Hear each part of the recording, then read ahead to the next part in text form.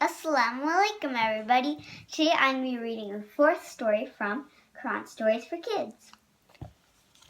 The story I'm going to be reading is called The Ark of Noah.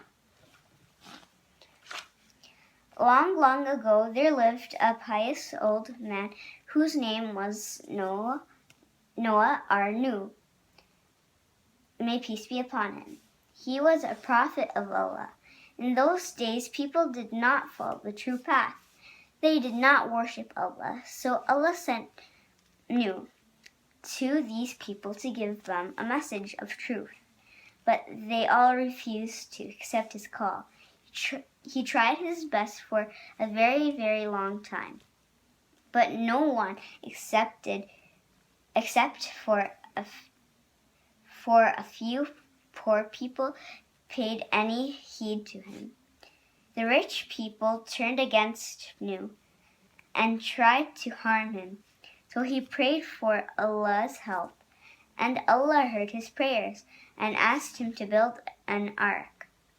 He told him that a great flood would come, which would be a punishment for bad people. So Nuh started building a huge ark with the help of a handful of believers. People laughed at them. When the vessel was ready to sail, after lots and lots of hard and tiring work, Nuh asked all the believers to go on board in the name of Allah. Allah told Nuh to bring along a male and a female of every kind of living creature as well. Nuh had to keep enough food to feed them all for a long time. This was a big job, but Nuh and his followers carried it out with all sincerity.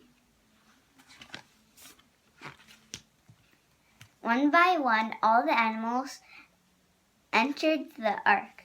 Some had wings and some had legs. Some crawled and some hopped. All came right into the ark in pairs. The ark became a huge barn for the animals and a safe houseboat for the believers. The animals came running: giraffes and rhinos, elephants and camels, monkeys and wolves, cats and kangaroos, bears and horses, cows and sheep, lions and tigers, and all went into the ark in pairs. There were chickens and ducks, flamingos and hawks, peacocks and pelicans, ostriches and hens, to name but a few. Birds, both tiny and big, that flew high above the earth came along too. All were gathered in pairs and led on board. Tortoises, snails, and turtles came crawling along the ground. Then came frogs and grasshoppers who hopped right into the ark. Rabbits, too, ran races. Let's see who gets on board first. And finally came the crocodiles with their big jaws. No sooner had all the creatures come on board and the supplies had been stowed away, then black clouds began to cover the sky. First there was a drizzle, then the rains came. More and more rain fell each day. Day after day, rain and more rain. The whole world seemed to be dark. It became darker and darker, with strong winds blowing from every side and water rising in huge waves as far as the eye could see.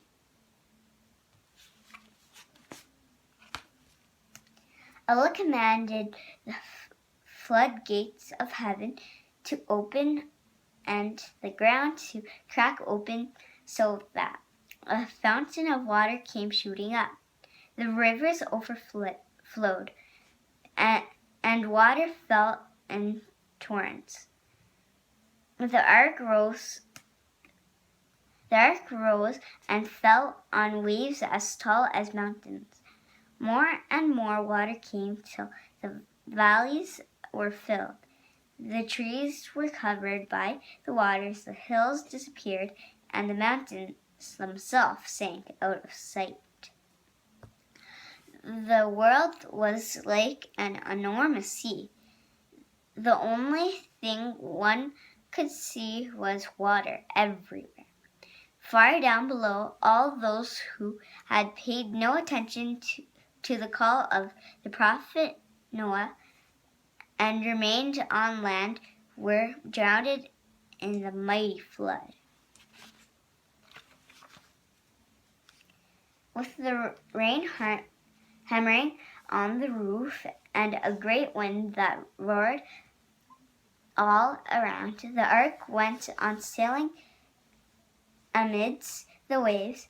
The thunder rolled and the lightning flashed from the angry skies. Everyone on board was very frightened, but Noah kept praying to his Lord for his mercy at this great moment of trial. When the flood had reached its peak, Allah commanded the earth swallow up its water and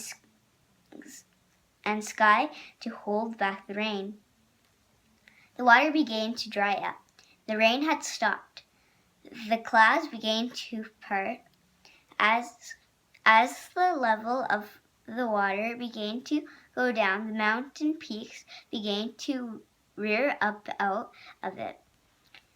The ark was caught by the peak of Mount Judy in a land now known as Turkey and rested upon it. The prophet Noah and the believers who were with him thanked Allah for saving them from such a devastating flood. Everyone happily came out of the ark. The animals were led to safety. Noah prayed, Lord, let my landing from this ark be blessed, for you alone can make me land in safety. In this way, Allah made the flood and the ark of Noah a sign and a warning for future generations.